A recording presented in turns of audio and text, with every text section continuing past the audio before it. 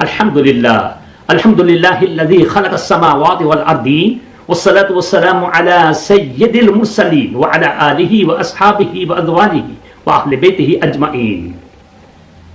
محترم سامعین سامعات، خواتین و حضرات، عقائد و جہاں مدنی تاجدار صلی اللہ تعالی علیہ وسلم سے حضرت ابو مالک اشعری رضی اللہ تعالی عنہ روایت کرتے ہیں کہ محسن کائنات فخر موجودات صلی اللہ تعالی علیہ وسلم نے ارشاد فرمایا، الطہور شطر الایمان، طہارت پاکیزگی ایمان کا حصہ ہے، بلکہ نصف الایمان ہے، آدھا ایمان ہے۔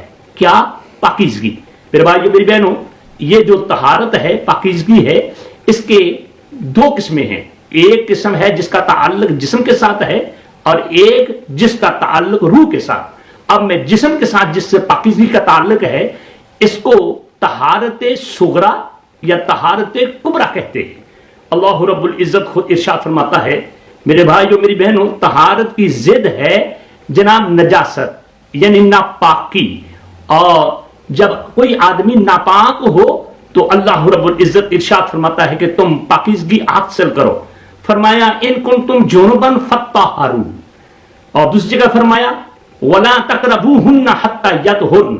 اللہ تعالیٰ نے مردوں اور عورتوں کے متعلق فرمایا کہ جب مرد ناپاک ہو جائیں تو ان کو جلد از جلد طہارت حاصل کرنی چاہیے، اور اسی طرح جب عورتیں ناپاک ہوں تو اس وقت ان کو چاہیے کہ وہ جلد از جلد طہارت حاصل کریں، پاکیزگی حاصل کریں۔ اب ظاہر ہے کہ میرے بھائیوں اور میری بہنوں، یہ پاکیزگی حاصل کی جاتی ہے اور اس کا تعلق ہے جسم کے ساتھ۔ جناب اگر آپ کا وضو ٹوٹ گیا تو وضو کریں، اور اگر آپ کا غسل ٹوٹ گیا تو جلد از جلد غسل کریں۔ میں نے دیکھا اور آپ نے بھی دیکھا کہ اکثر و بیشتر ہمارے نوجوان اور ہماری بہنیں جب ناپاک ہوتی ہیں تو کئی دن اور کئی جناب علی گھنٹے گزر جایا کرتے ہیں اور جلد از جلد پاکیزگی حاصل نہیں کرتے۔ لہذا میں تمام بھائیوں اور بہنوں خدمت میں عرض کرتا ہوں کہ جب ان کا جسم ناپاک ہو جائے تو جلد از جلد طہارت حاصل کیا جائے۔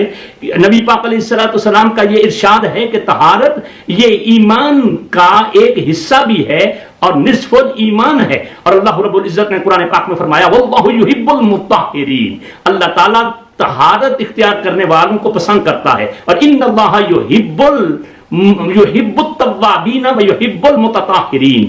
تو لہذا اگر اللہ تعالیٰ کی بارگاہ کے محبوب بننا چاہتے ہیں تو جلد از جلد طہارت حاصل کیا کریں۔ آج کرونا وائرس سے اگر آپ نے بچنا ہے تو آپ جلد از جلد اپنے بدن کو پاک کیا کریں، اور بدن اگر ناپاک ہو جائے تو اس میں ڈیلے نہ کیا کریں۔ جب آپ اس پر عمل کریں گے تو انشاءاللہ العزیز یہ جتنے بھی وائرس ہیں، جتنی بھی ایلنس ہیں جن کا تعلق ہمارے بدن کے ساتھ ہے، انشاءاللہ العزیز اس سے آپ محفوظ ہو جائیں گے۔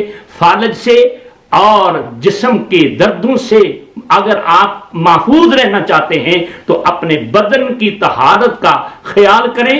اللہ رب العزت کی بارگاہ میں یہ دعا ہے کہ اللہ رب العزت ہمیں پاکیزگی حاصل کرنے کی توفیق عطا کرے۔